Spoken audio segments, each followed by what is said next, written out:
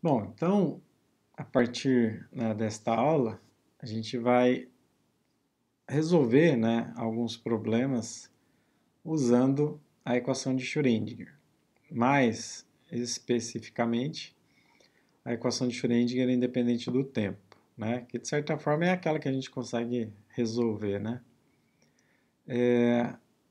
Então, inicia-se, né, o capítulo 6 do livro, né. Então, a gente já está no segundo capítulo aí acompanhando o texto, né?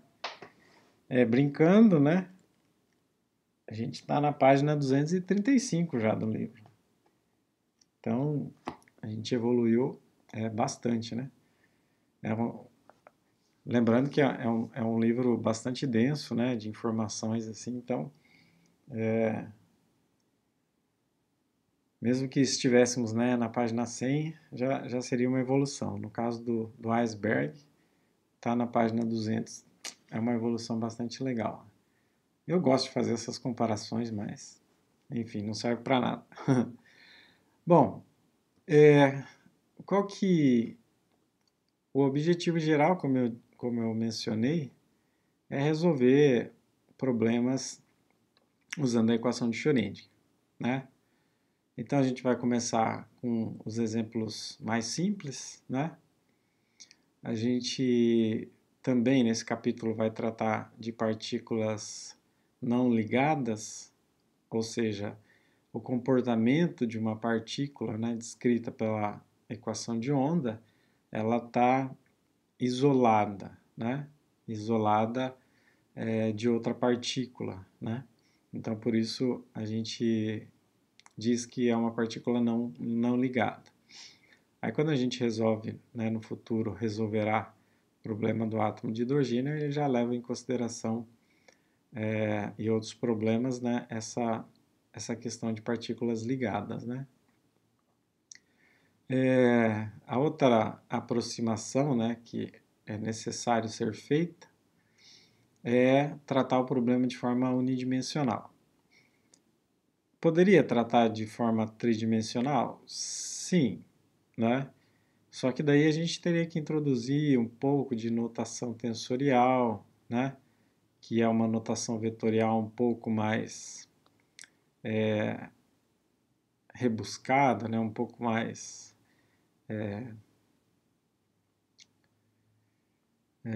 formalizada, né? Então a gente teria que introduzir um pouco de notação tensorial e vetorial e daí, né, para poder resolver os problemas em mais de uma dimensão. Porém, não é necessário, né? Não é necessário porque as soluções unidimensionais já resolvem, né, muitos problemas clássicos e é o suficiente para o aluno compreender, né, a aplicação da equação de Schrödinger. Porque tem essa questão sempre, né? A gente pode resolver sem fazer essa aproximação, professor? Pode. É o objetivo desse curso? O que de novo nós iremos obter resolvendo um problema tão complexo, tão demorado? Essa é a pergunta que às vezes eu me faço e vocês devem se fazerem também. E, como eu disse, né, no início, a gente vai tratar de resolver os problemas da equação de Schrödinger independente do tempo, ok? A gente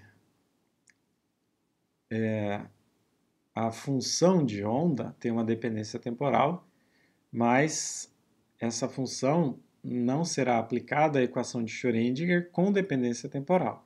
Será aplicada à equação de Schrödinger independente do tempo, tá?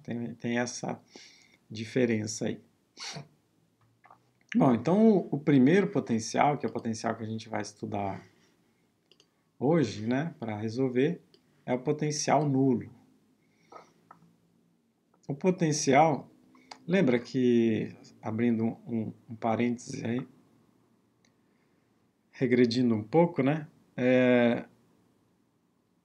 Nós, nas aulas, né, eu acabei comentando que para resolver a equação de Schrödinger, a gente precisava conhecer os potenciais.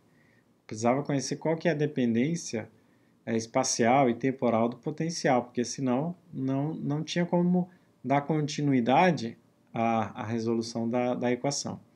Então, as próximas sessões, né, dessas próximas aulas serão potenciais diferentes. Então, a gente vai resolver a mesma equação com potenciais diferentes, né? Então, hoje a gente começa pelo mais simples, ok? Mas no fundo a gente vai acabar repetindo muitos passos aqui, né? Toda vez que tiver um potencial novo, a gente já acaba tendo que repetir o mesmo procedimento, ok? E aí cada potencial vai ter sua particularidade, seu detalhe. Talvez alguns vão precisar de um cálculo um pouquinho mais elaborado, talvez invocar algum conceito de série, de integral, derivada, mas enfim, o procedimento praticamente será o mesmo, né, em todas as sessões desse capítulo. Então, para iniciar, o potencial nulo, né?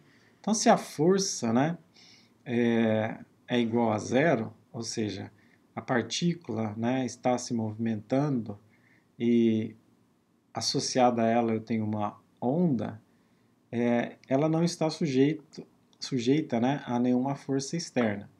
Então, a variação espacial, né, do potencial é igual a menos a força, então a força é igual a zero. Então eu posso dizer que o potencial ele é uma constante, né? Mas o caso mais simples ainda é onde o potencial é uma constante e zero, ok? Então é um potencial nulo, ok? Então a gente aplica, né, na equação de Schrödinger independente do tempo. E aí a equação de Schrödinger independente do tempo, a equação 1, ela vai ser simplificada, né, drasticamente, né, conforme está escrito na equação 2, menos h cortado ao quadrado sobre 2m, a derivada segunda espacial da psi, que é igual a e psi. Né? Então, essa parte aqui, como esse cara aqui vale zero, né? Então acaba sumindo, né, este termo aqui da equação.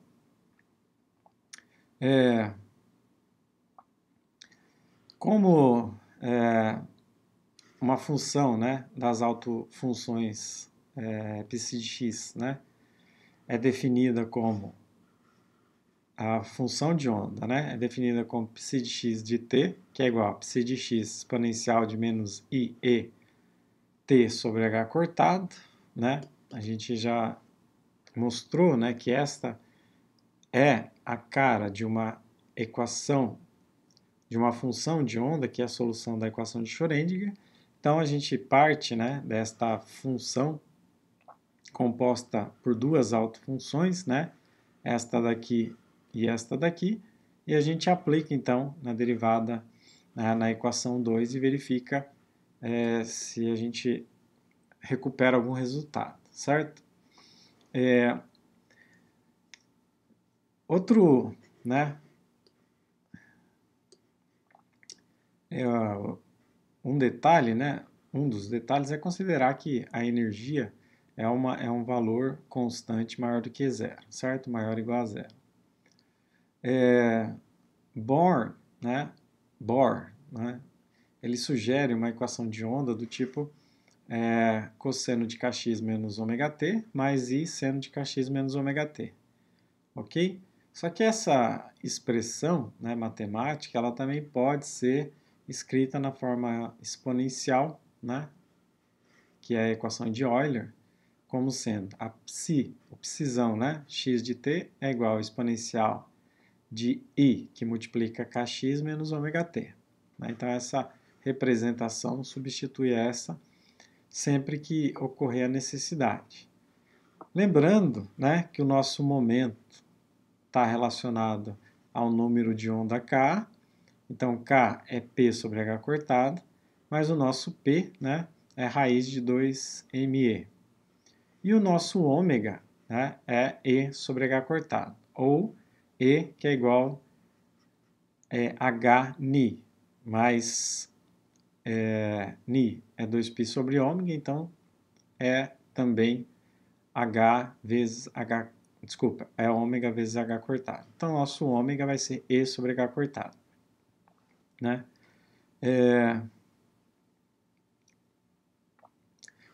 A gente ainda pode, né, desmembrar essa equação aqui, a equação 5, em duas partes, lembrando, né, a propriedade de desmembrar uma potência que tem uma soma, né? Então, no caso, a psizona ficaria exponencial de ikx, que multiplica a exponencial de menos i ômega t, ok?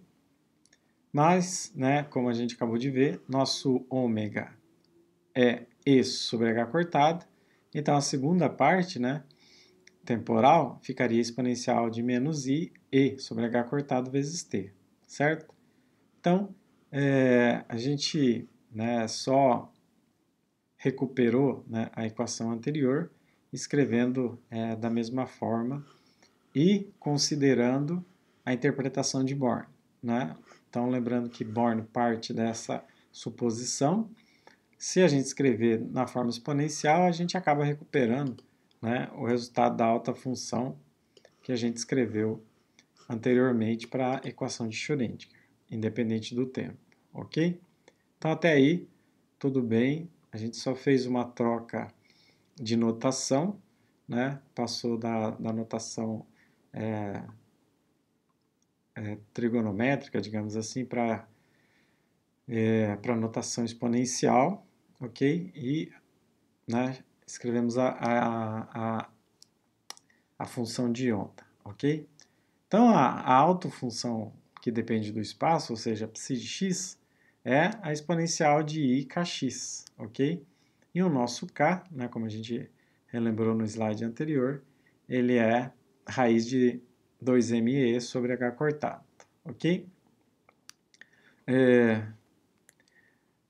Se, né, esta onda, esta função aqui, representa uma onda, né, no espaço, então a sua representação matemática secundária, né, ou diferenciada também vai representar uma mesma onda se propagando no espaço-tempo, ok?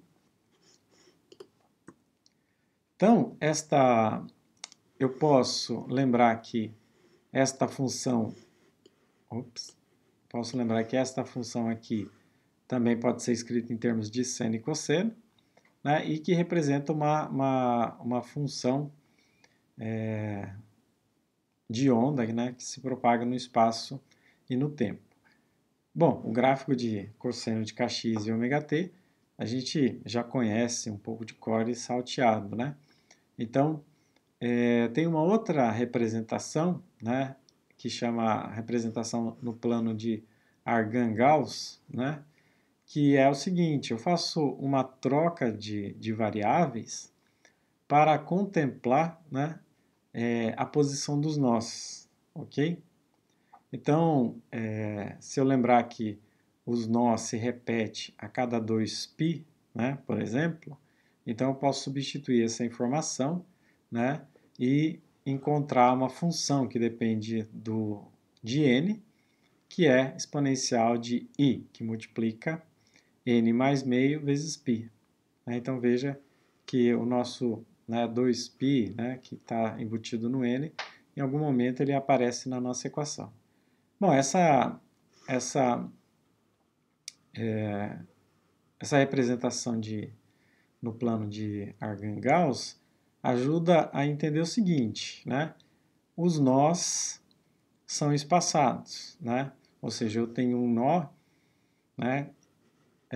Toda vez que eu tiver um múltiplo inteiro, mais ou menos um múltiplo inteiro, né? Então, toda vez que eu tiver mais ou menos um múltiplo inteiro, eu tenho a posição dos nós, certo? Se eu tenho, então, no primeiro momento, a posição dos nós, a outra informação é que os nós são espaçados. Então, quando essa onda, que é de frequência fixa, se propaga no espaço-tempo, Então, a posição dos nós no eixo x, por exemplo, ele vai me dar uma informação da velocidade com que essa onda está se propagando, ok? Então, bastaria acompanhar 2 nós, né, ou um nó de cada onda, para verificar esse comportamento. Então, às vezes é melhor representar dessa forma para acompanhar ou ter uma ideia de como a onda está se propagando, né? Então, se eu comparar, né, as funções que eu obtive anteriormente, né, então eu posso dizer o seguinte: eu posso substituir o argumento da exponencial ou o argumento do seno e cosseno por n mais meio de π, né? Ou seja, quando n igual a 0, eu vou ter π sobre 2, né? Quando n igual a 1, eu vou ter 3 meios,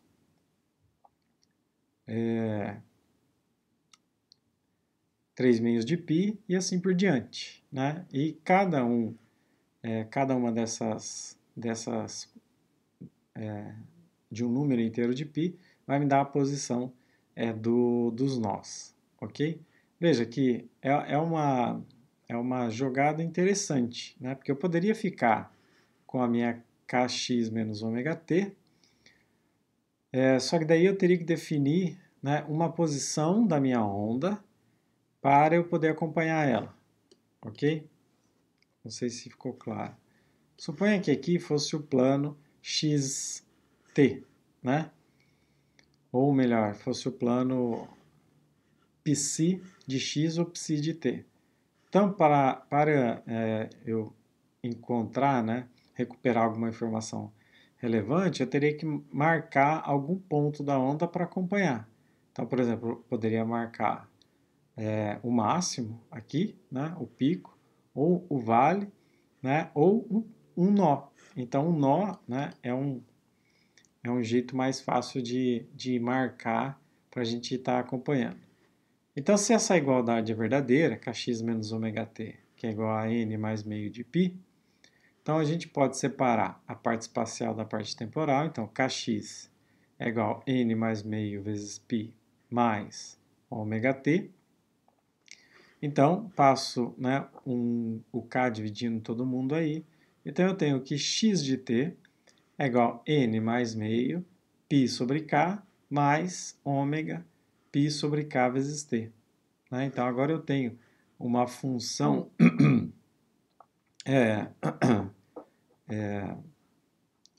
a dinâmica, né, da função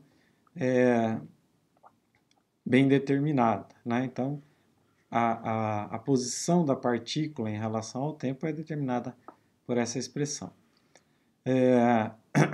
Então, essa expressão também diz, né, que os nós, né, estão se movendo de forma crescente com o passar do tempo. Né? Isso significa que, conforme o tempo passa, né, a onda se movimenta, ok? Então, aqui tem um gráfico que vai representar um pouco melhor isso. Então, eu tenho, toda vez que o tempo, né, cresce, a posição cresce proporcionalmente. Se o tempo, né, diminui, que é uma possibilidade matemática, o espaço diminui consequentemente. Lembrando que a dinâmica, né, da posição dos nós aqui, ela depende diretamente, ela depende, né, do tempo, né? Então a gente poderia até simplificar essa equação e escrever a equação de uma reta, né? AT mais uma constante, certo? Significa que se é uma reta, é que enquanto evolui uma variável, a outra variável evolui proporcionalmente.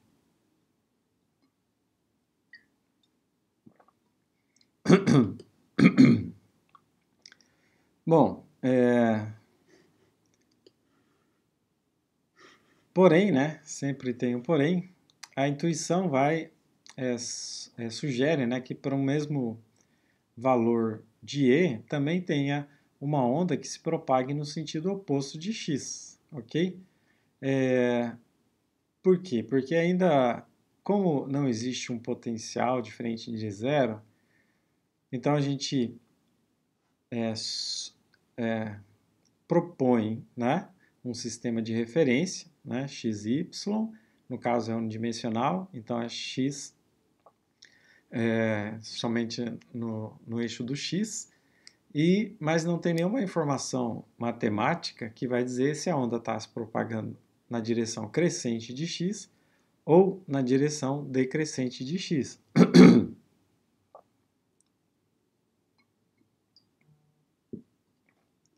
Então, nesse sentido, a gente também tem que levar em consideração que exista, né, pode existir uma função que também se propaga no sentido negativo de x.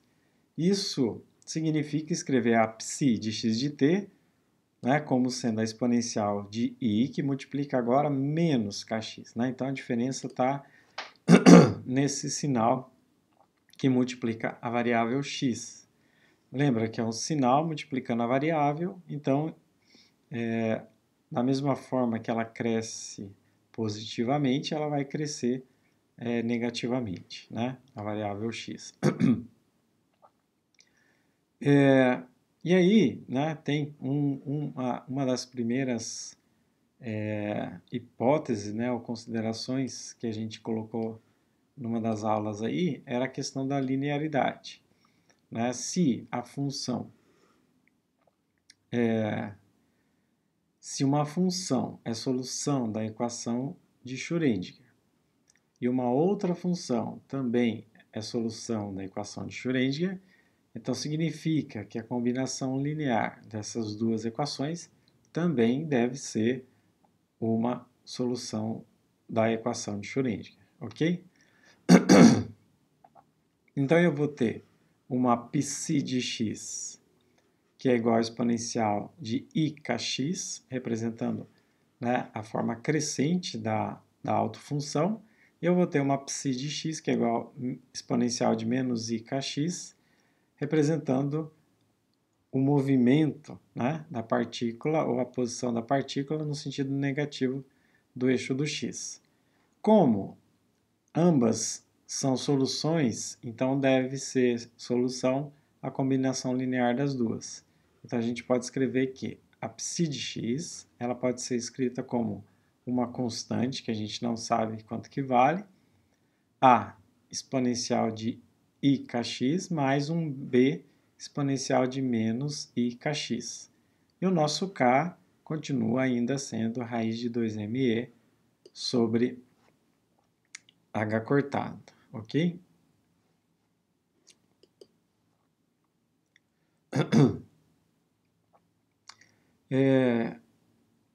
É a primeira vez que a gente está introduzindo essas ideias, né? Porém, depois vai ficar claro que existe a necessidade, né, na maioria dos casos, de considerar a onda se propagando numa direção ou na outra, ok?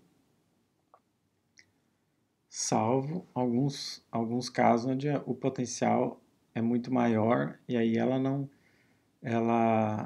teoricamente, né, não deveria ter uma componente do outro lado da energia potencial.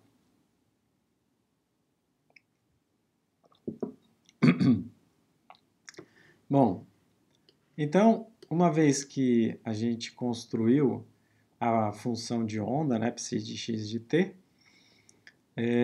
a gente pode né, verificar se essa função, consequentemente a autofunção, é a solução da equação de Schrödinger, né, que seria a primeira verificação se a gente está no caminho correto. Então a gente faz a derivada primeira da psi, então vai ficar a derivada de a exponencial de ikx, então isso vai dar a exponencial de ikx vezes a derivada do argumento ik, mais a derivada de b exponencial de menos ikx, que resulta em menos ik, b exponencial de menos ikx. A gente aplica a segunda derivada, né? A segunda derivada novamente vai cair um ik na primeira derivação, e na segunda também cai um IK, certo? Então fica I ao quadrado, K quadrado, a exponencial de IKx mais, né, esse sinal negativo, né, caiu daqui, então acabou cancelando, digamos assim, o sinal negativo daqui. Então ficou mais I ao quadrado, K quadrado, B exponencial de menos IKx, e eu posso ainda simplificar escrevendo que a derivada espacial de segunda ordem da minha autofunção psi é igual a I ao quadrado K quadrado vezes a própria psi, ok? Que é exatamente, né, isso que estava escrito na linha de baixo, né? A derivada segunda é menos K quadrado psi. Lembrando que I, né, é um número imaginário, e o quadrado do número imaginário I, que é um número unitário, né, tem um valor unitário, então vale menos 1, ok? Então sobrou menos K quadrado psi de x. Mas, né, o nosso K ao quadrado é a raiz de 2m sobre h cortado, né? Então sobra aqui a derivada segunda é igual a menos 2m sobre h cortado ao quadrado e psi, ok?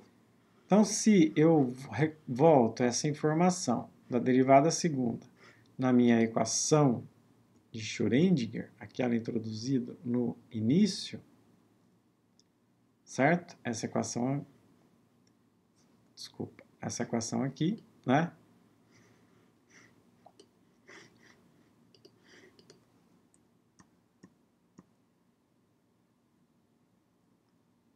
Então, a gente verifica, né, que esta sugestão para a autofunção é solução da equação de Schrödinger independente do tempo, ok? Bom, então a gente verifica, né, que tudo somado, corta aqui, corta aqui, corta aqui, corta aqui, né, os sinais também, então sobra Epsi, que é igual a Epsi, ou seja, a solução proposta, né, esta daqui, é a solução da equação de Schrödinger independente do tempo, certo? Então, essa é a primeira verificação que a gente faz, né? Então, a gente pode afirmar, né, acabei de sublinhar essa equação, que a equação de onda, né, a função de onda psi de x de t pode ser escrito como psi de x exponencial de menos i e t sobre h cortado, onde a nossa psi é a exponencial de ikx mais b exponencial de menos ikx, ok? Então a gente construiu a função, construímos a autofunção de onda, consequentemente, por causa da constante temporal, né, a constância da constante temporal, a gente verifica, né, essa equação na equação de Schrödinger independente do tempo. Lembra que a gente está estudando o caso do potencial nulo, ok? Então a gente, né, mostra que é a solução da equação de Schrödinger independente do tempo para, né, lembrando aqui, é ruim escrever com isso aqui, né, para V igual a zero, certo? Então esta é a equação e a função de onda para esse problema.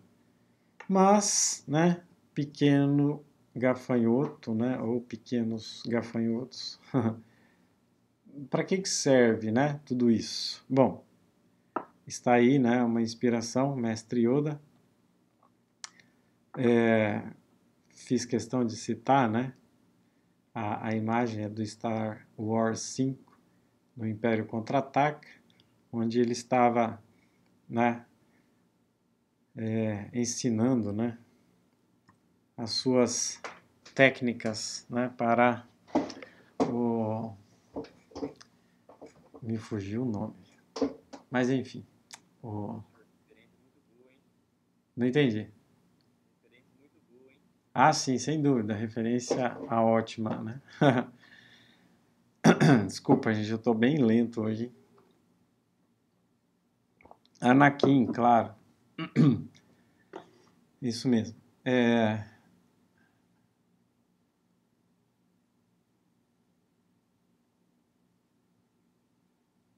ok, tá. Bom, o que que a gente pode tirar dessa informação? Lembra que a gente explorou, né, a questão da construção da equação de Schrödinger.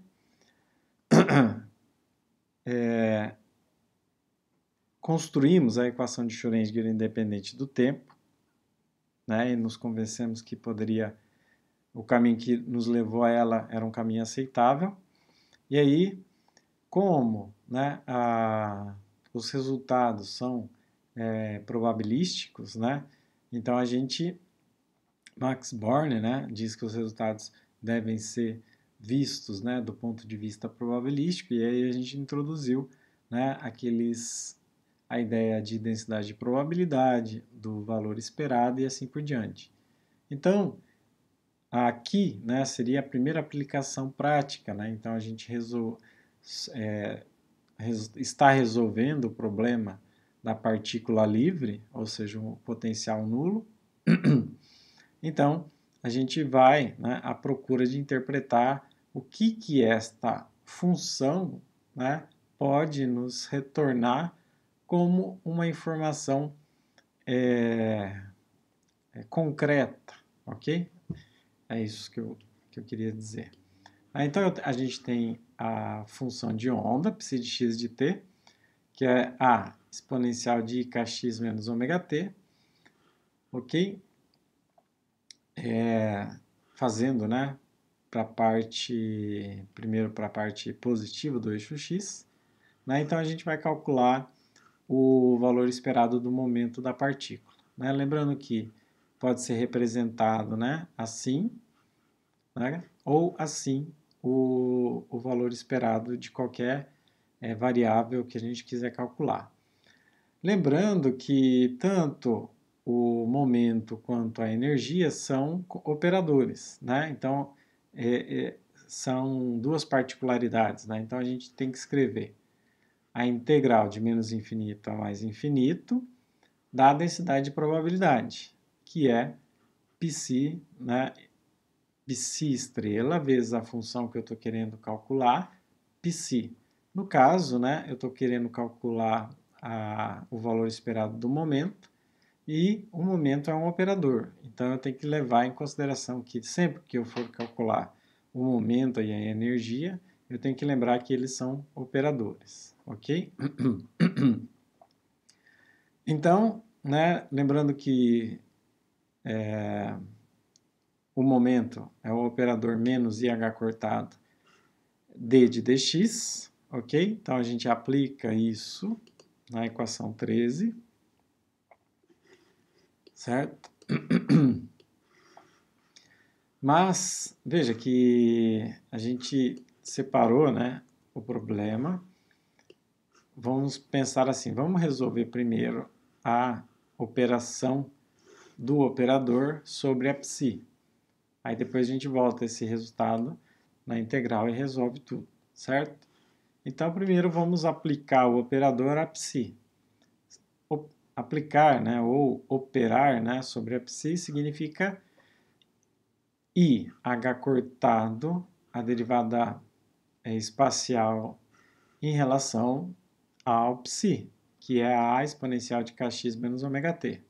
Né? Então a gente faz essa operação, ou seja, faz essa derivada. Então, derivando, né, a parte espacial aqui, vai cair um IK, certo? Então fica menos IH cortado, A é uma constante a ser determinada, né?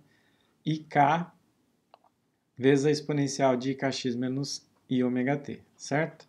Então, como resultado final, colecionando, né, novamente a nossa psi, sobra aqui a operar sobre a psi, né, é igual a menos i ao quadrado h cortado k vezes a psi.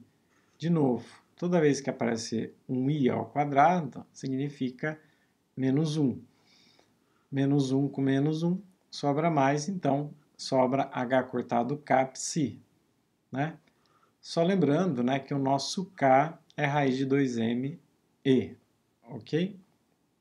Sobre h cortado. Como tem um h cortado em cima, então ele se cancela, certo? Então sobra p operador vezes psi vai ser a raiz quadrada de 2m e vezes a psi, certo? Ok. Aí eu volto isso na minha integração. A minha integração era o seguinte, era a integral de menos infinito até infinito, da psi estrela, p operador psi dx. Como p operador psi a gente já calculou, que é raiz de 2me vezes a psi, só que essa quantidade, raiz de 2me, é uma constante, né? Então sobra que o momento, o valor, né, esperado do momento vai ser raiz de 2me vezes a integral de menos infinito até infinito da psi estrela psi dx, ok? Lembra que quando eu calculo a densidade de probabilidade sobre todo o espaço, essa quantidade obrigatoriamente tem que ser 1, ok? Né? É o que está escrito aqui embaixo. Então, esta parte aqui, né, essa segunda parte aqui, nada mais é do que a densidade de probabilidade de encontrar a partícula no intervalo, né, em questão, que é de menos infinito até mais infinito, ou seja, em todo o x. Então, nesse caso, né, o resultado dessa integral, que é a densidade de probabilidade, vai ser igual a 1, certo? Novamente, se eu somar todas as possibilidades, né, todas essas possibilidades é a minha totalidade, que é igual a 1, certo? Então eu tenho que o valor esperado do momento vai ser mais raiz de 2me.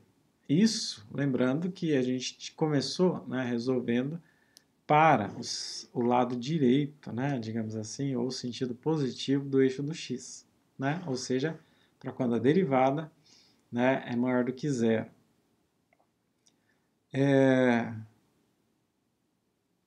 E aí o próximo caso, né, seria calcular para a autofunção psi de x quando ela se move no sentido oposto, ou seja, quando ela é representada por exponencial de i, que multiplica menos kx menos ωt, ok?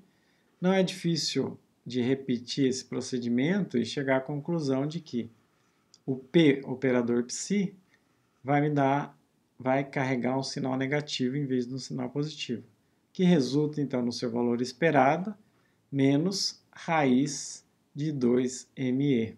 Isso, né, para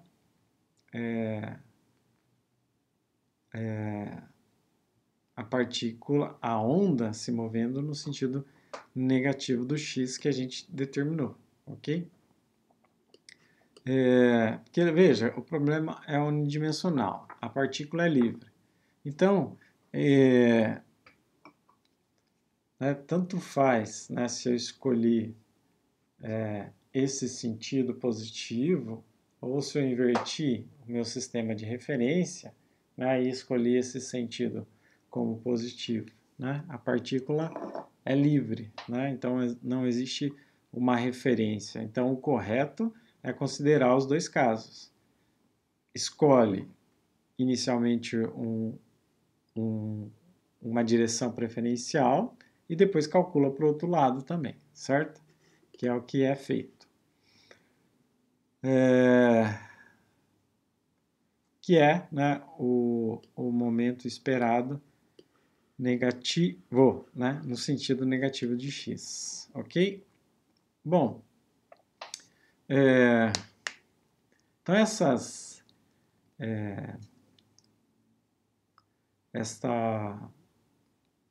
esse cálculo, né, esse primeiro cálculo aqui, a gente foi à procura de uma solução que seja mensurável, né? No caso, o momento pode ser, né, uma quantidade mensurável.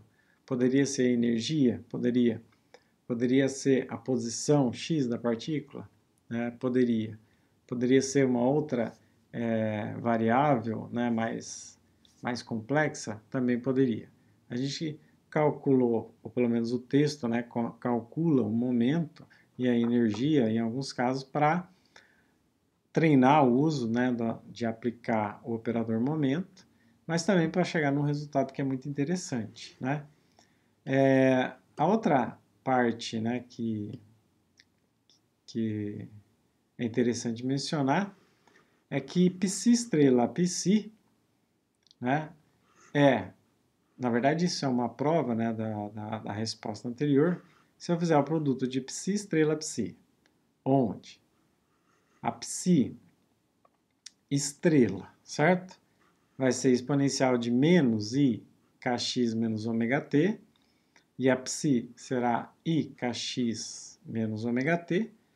Então, esses dois termos, né, se cancelam, né, por causa do produto da π estrela, ok?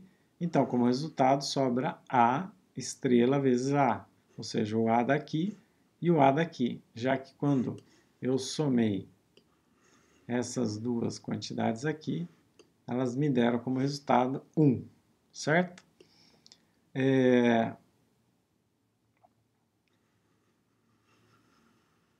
E, né, então significa que essas densidades de probabilidade independem de x e são constantes, ok? O que é razoável, né? Já que a partícula é livre, se em nenhum momento, pensa bem, se em nenhum momento essa partícula mudou sua trajetória, entrou em algum campo, né, que pudesse interagir com ela, não teve nenhuma força, consequentemente não estava sujeita a nenhuma força, então a densidade de probabilidade deve ser uma constante, ou seja, as quantidades que eu vou à procura devem se manter constantes, já que a partícula livre, tanto se movendo numa direção quanto na outra, não mudaram suas características, né? É quase que a conservação do momento, né? Mas é só um exemplo, tá? Um exemplo comparativo. Então, isso implica, né, que a incerteza na posição ela é infinita, né? Eu tenho uma incerteza gigante da posição. Por quê? Porque eu tenho certeza do valor do momento, certo? Então, pelo princípio de incerteza, se eu conheço exatamente uma variável, a outra variável eu não posso conhecer completamente. Não a menos do princípio de incerteza, ok? Então, lembrando, né, que o ΔP significa a incerteza que eu tenho daquela minha variável. No caso, a incerteza que eu tenho no momento é zero. Significa que eu tenho certeza absoluta do valor do meu momento. Por outro lado, eu tenho uma incerteza da posição gigantesca, mas não gigantesca, infinita. Então, eu tenho uma completa incerteza sobre a posição da partícula, porque eu tenho uma certeza da posição. Isso, né, provavelmente, se eu não me engano, tem um exercício para resolver o valor esperado também da energia, né, para chegar à mesma conclusão, mas a gente pode, né, concluir que isso, né, o princípio de incerteza, ou seja, ΔP, ΔX maior ou igual a H cortado sobre 2, né, também deve ser estendido, né, para a incerteza da energia versus, né, vezes a incerteza no tempo. Né? Então, se eu conhecer bem a energia daquela partícula, eu não vou ter noção em que momento aquela partícula estará em uma determinada posição. Ok? Novamente, como é uma determinação probabilística, a nossa partícula ela está movendo, né, no sentido positivo ou negativo do eixo x, e, portanto, a única informação, a única certeza que eu tenho é o valor do seu momento, porque está relacionado à sua frequência de onda. Ok? Consequentemente, eu não tenho conhecimento nenhum, eu não posso afirmar onde estaria onde estaria a partícula e muito menos em qual determinado tempo, né?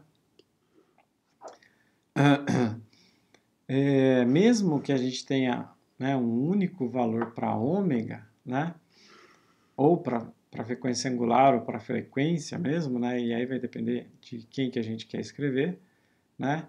Então, logo vai existir um único valor para E, né?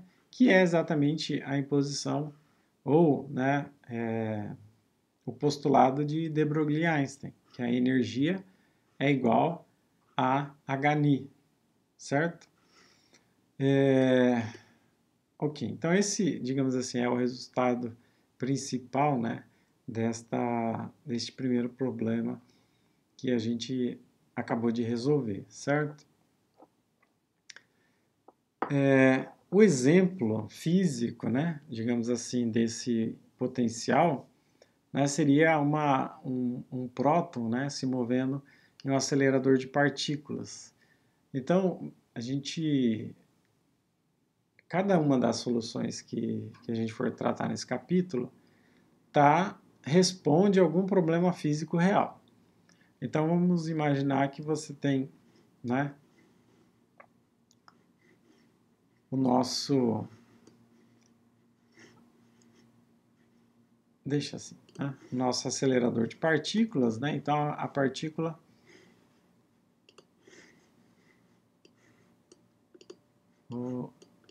beleza.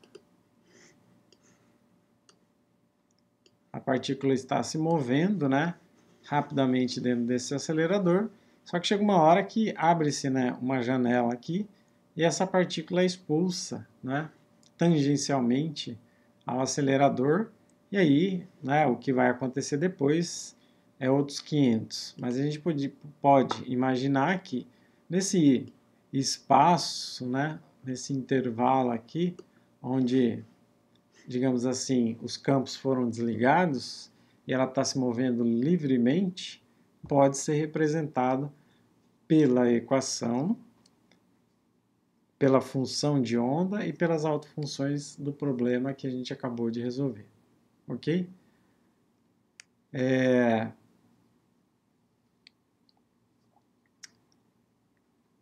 E tem, né? Aí a gente consegue... o interessante é que na prática realmente é assim. Né? Eu pego uma partícula conhecida, ok?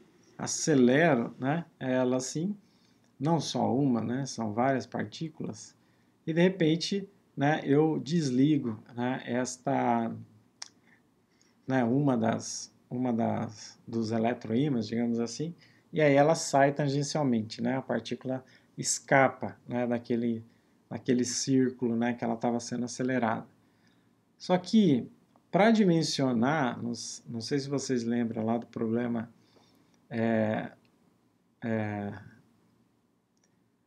da gota de Millikan ou da carga, né,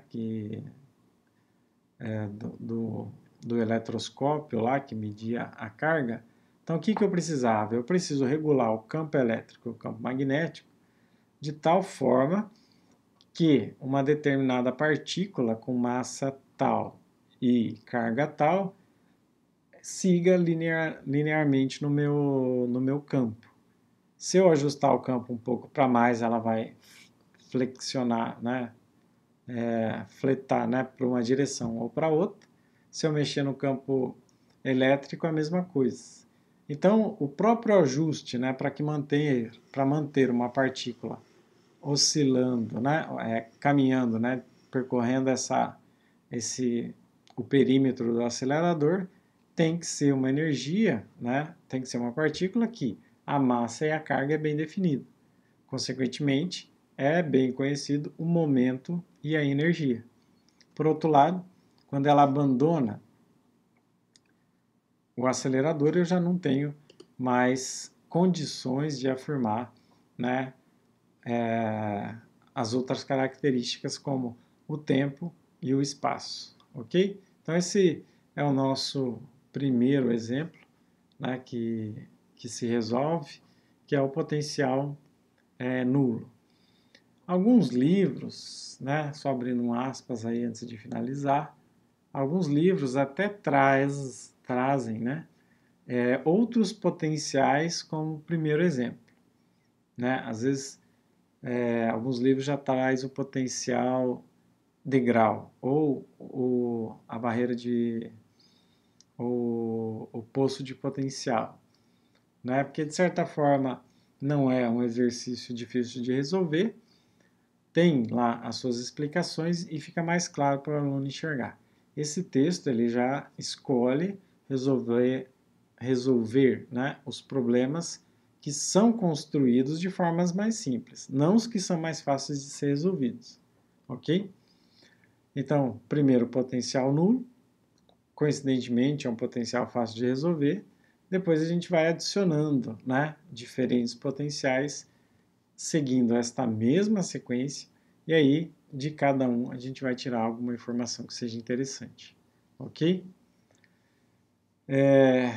Só antes de finalizar, né, então uma partícula se movendo na direção positiva de x ou na direção negativa de x, que são as duas possibilidades dessa partícula, se eu conheço o momento e a energia, eu não, né, obrigatoriamente, digamos assim, eu não consigo determinar nem sua posição, nem seu espaço, ok?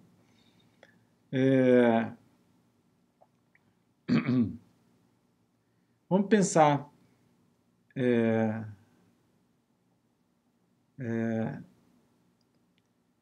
vamos pensar por um outro lado, por um outro ponto. Suponha que eu soubesse determinar a posição exata da partícula, né? Ela está em uma determinada posição.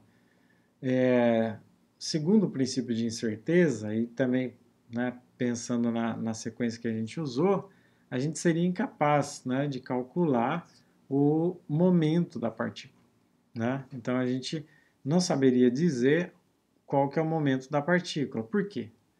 Porque eu só sei afirmar que aquela partícula está naquela posição.